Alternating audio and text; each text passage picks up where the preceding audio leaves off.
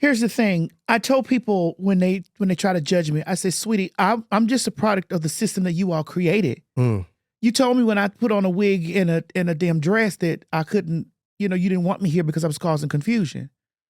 So I went out there to those that liked the confusion and paid me to fuel their confusion. Because obviously we work together. I seen some of you that we worked at the same place out there driving on this road to pick me up. So we're all confused here. And someone asked me, because we've had an array of guests here on the show, black, white, trans, cis, straight, gay, a variety of folks. And I always say, everybody that sits here has been played the cards that they were dealt.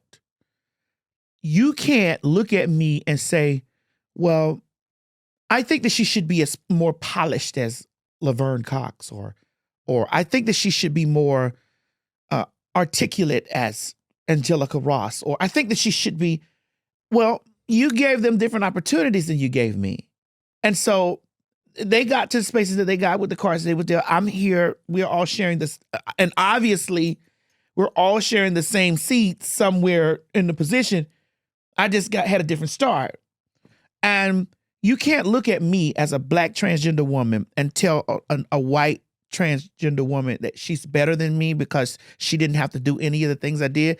The system created it to where she had a better opportunity than I did. You still flourished within the system. Within the system. You still flourished within it. Because a lot of them, I was a millionaire, honey, when they were talking about getting boobs. I had bought my first mansion when they were trying to get their first set of tits. I was laying on a $10,000 sofa watching them on YouTube.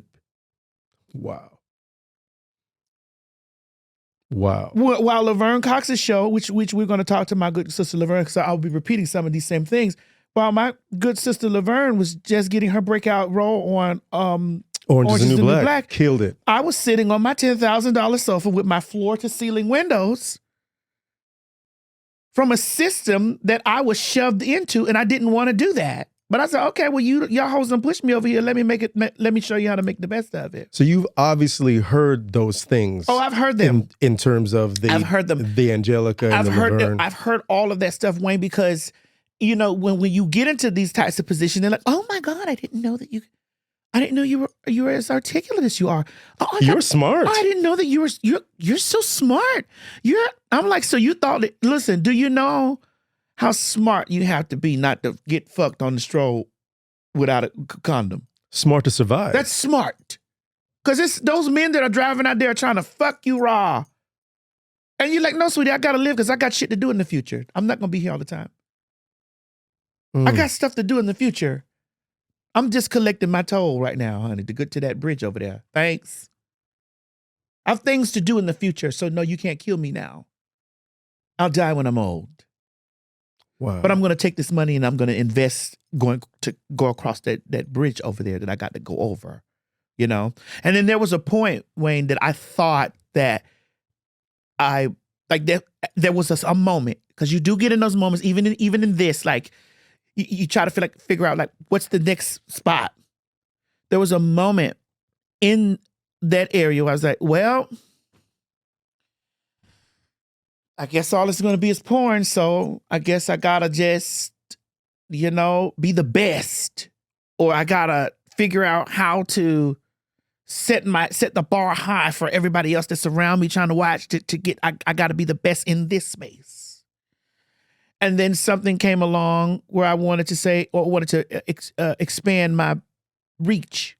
And so I found Vine. And Vine was 6 seconds. 6 seconds changed my entire trajectory.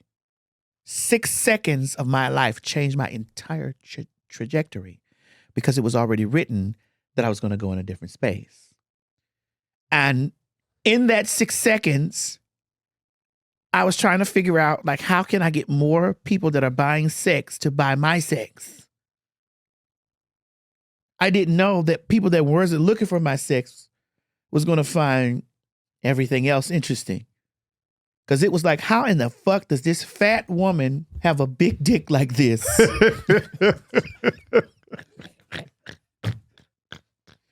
And they started sharing it to everybody. And that became the question. How does this fat woman have a big dick? I just think that is one of that question alone out loud, the fact that that's the 6 seconds that changed your life. Yes. That is hilarious to me. It was in everybody's inbox. Like everybody. Like if you were a celebrity, that's how all the celebrities knew me. Because it was the running joke. BigDickBitch.com, BigDickBitch.com. Like, hey, you want me to ruin your day? BigDickBitch.com. But the impressive thing to me is it could have ended there. Yeah. Because you could have been a joke. Uh-huh. And that's the difference between, especially with the internet and the way that these memes and everything circulate. I think sometimes you can be the joke and even nothing against her, but I just think it speaks a lot to the zeitgeist right now where we are, but like the Hawk Tuah girl. Oh, the fact that she was able for that second, because you put some Hawk Tuah on it, and America's like, woo! And then the next thing she has a coin and that whole, okay.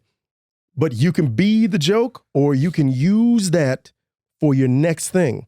And you were able to use that to then show all of your other gifts. Yes. To show that you have wants, dreams, goals, things in mind, and you just were not that one note. And that's what's so impressive to me. Thank you. I love that. I want to look at the camera and say, guess what, America? The joke was on you. The joke was a passport. Yeah, because it just moved me all around. It moved me all around.